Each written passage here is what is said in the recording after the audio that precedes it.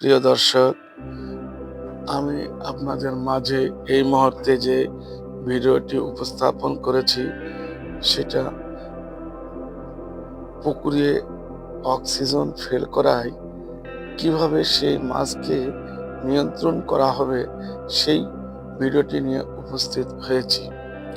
প্রিয় দর্শক, সকালবেলা ঘুম থেকে উঠে আমার পুকুর পাড়ে গিয়ে দেখি সম্পূর্ণ পুকুর মাছ একবারে জেগে উঠেছে।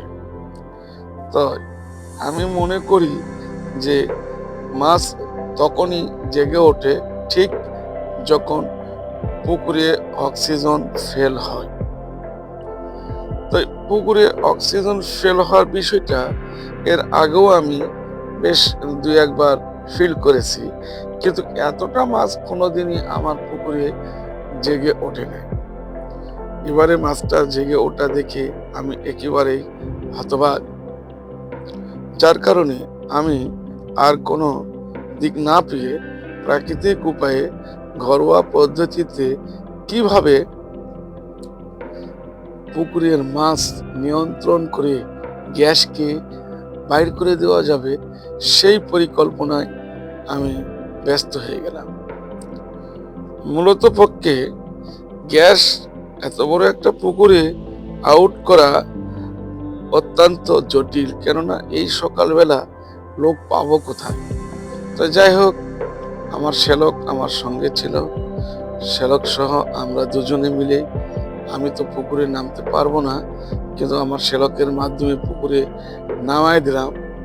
দেওয়ার পরে পুকুরে কিভাবে গ্যাস বাইর করতে হবে সেই বিষয়টাকে ওকে বলে দিলাম, যে সম্পূর্ণ পুকুরে শক্ত একটা লাঠি দিয়ে ধীরে ধীরে কোপায় যেতে হবে আর পা দিয়ে মাটি খুঁজতে হবে। তাহলে ঠিক পানিতে জোরে ধাক্কা দিতে হবে, নিচের পানি উপরে আসবে, উপরের পানি নিচে যাবে, তাহলে কিছুটা গ্যাস বাইর হয়ে যাবে। তখন আমার এক চাচাতো ভাইকেও আমি বললাম যে একটা বড় পাতিল নিয়ে আসে পুকুরের একটা কোণা থেকে একটু ঢের তরঙ্গ সৃষ্টি কর, তাহলে পুকুরের যে পানি অক্সিজেন ফেল করেছে ঢের তরঙ্গে অক্সিজেন কিছুটা মাছ পাবে এবং মাছটা আরাম পাবে। কেননা কখন যে পুকুরের অক্সিজেন ফেল করেছে এটা তো আসলে আমরা কেউ জানি না। মাছের মুখগুলো সাদা হয়ে গেছে, মাছগুলা অত্যন্ত দুর্বল হয়ে গেছে। যাই হোক, কোন রকমে জীবনে বেঁচে আছে।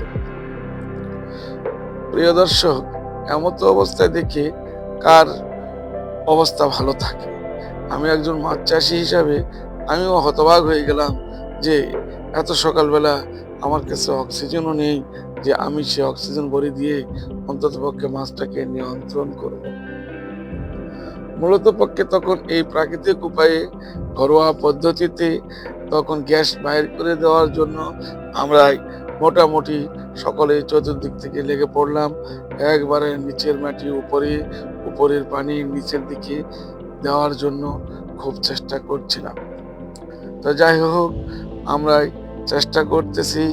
চেষ্টা করার মাঝে কিছু সাইড আমরা করতে পারিনি, যেটা পাড়ের পূর্ব সাইড, সেদিকে আমার চাচাতো ভাইকে পাতিল দিয়ে পানির ঢের তরঙ্গ সৃষ্টি করার জন্য দিয়েছি। মূলত পক্ষে মাছ যখন অক্সিজেন ফেল করবে তখন আমার তো মনে বলে যে ঔষধ প্রয়োগ করার থেকে মনে হয় এই পদ্ধতিতে গ্যাস বাহির করে দিলে পুকুরের ভারসাম্যটাও ঠিক থাকবে এবং মাছগুলোও খুব সুস্থ থাকবে। কেননা ঔষধ দ্বারাই অক্সিজেন নিয়ন্ত্রণ করলে মাছও কিছুটা দুর্বল হয়ে যায়। এই বিষয়গুলি আমাদেরকে বুঝতে হবে যে কোন পদ্ধতিতে আগাইলে আমাদের পুকুরের অক্সিজেন সুষ্ঠুভাবে নিয়ন্ত্রণ করা সম্ভব। যাই হোক, আমি এখন এই মুহূর্তেই নিজেকেই কোনো রকমই সামলাইতে পারছি না যে আমি এতগুলি মাছকে নিয়ন্ত্রণ করে অক্সিজেন কন্ট্রোল করা আদৌ কি এই পদ্ধতি সম্ভব কিনা। আমি এক পর্যায়ে অনেকটা নিজেই হোপলেস খেয়ে গেলাম। না, তারপরে এইভাবে আমরা প্রায় আধা ঘন্টা 1 ঘন্টা ধরে পানি বাঁশ দিয়ে কোফায়ে মাটি পা দিয়ে খসে সুন্দরভাবে জাল খেওয়ায়ে আমরা চেষ্টা করতেছি পুকুর থেকে গ্যাস আউট করে দিয়ে মাছগুলোকে নিয়ন্ত্রণ করা। তো তাই তৌরা জালের যে কাঠি আছে, কাঠিটা পাক মাটিতে ঢুকে যায় প্রায় 1 থেকে 1.5 ইঞ্চি, ঢুকে গিয়ে যখন জালটাকে টানা হয় তখন সম্পূর্ণ পুকুরের যেই পর্যন্ত জালটা পড়ে ওই পর্যন্ত কাটি তখন ওই 1-1.5 ইঞ্চি ডেবে যাওয়ার কারণে ওই পর্যন্ত যে গ্যাস বাইর হয়ে যায় তখন ওই জায়গাতে আর গ্যাস থাকে না, যার কারণে এইভাবে সম্পূর্ণ পুকুর একটা মাপে তৌরা জাল দিয়ে আমরা খেওয়া দিয়েছিলাম। দেওয়াতে কিছুটা গ্যাস বাইর হয়ে গেল। তাহলে আমরা কয় পদ্ধতিতে গ্যাস আউট করলাম পুকুর থেকে? প্রথমে শক্ত লাঠি দিয়ে সম্পূর্ণ পুকুর আমরা কোপাইলাম এবং পা দিয়ে মাটি কুচলাম, কষায়া সেখান থেকে গ্যাস আউট করলাম। লাঠি দিয়ে পানির ভিতরে তরঙ্গের সৃষ্টি করলাম, করে সেভাবে গ্যাস আউট করলাম। তারপরে জাল খেওয়াইলাম, জালের খেওয়াতে সেই মাধ্যমেও গ্যাস আউট করলাম।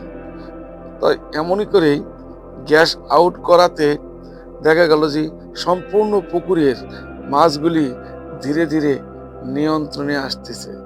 তখন আমরা মনে করলাম যে এই পদ্ধতিতে যদি আমরা গ্যাসটাকে নিয়ন্ত্রণ করি তাহলে মনে হয় না যে আমরা আর আমাদেরকে গ্যাসের ঔষধ ব্যবহার করতে হবে। প্রিয় দর্শক, এইভাবে যখন জালের খেওয়া দিচ্ছিলাম আর জাল এলোপাতারি ভাবে উঠাইতেছিলাম, দেখা গেল যে আমার মাছ ধীরে ধীরে পানিতে নেমে ডুবে যাচ্ছিল, অর্থাৎ গ্যাস নিয়ন্ত্রণে আসতেছে, মাছ স্বাভাবিক অবস্থায় ফিরিয়ে যাচ্ছে।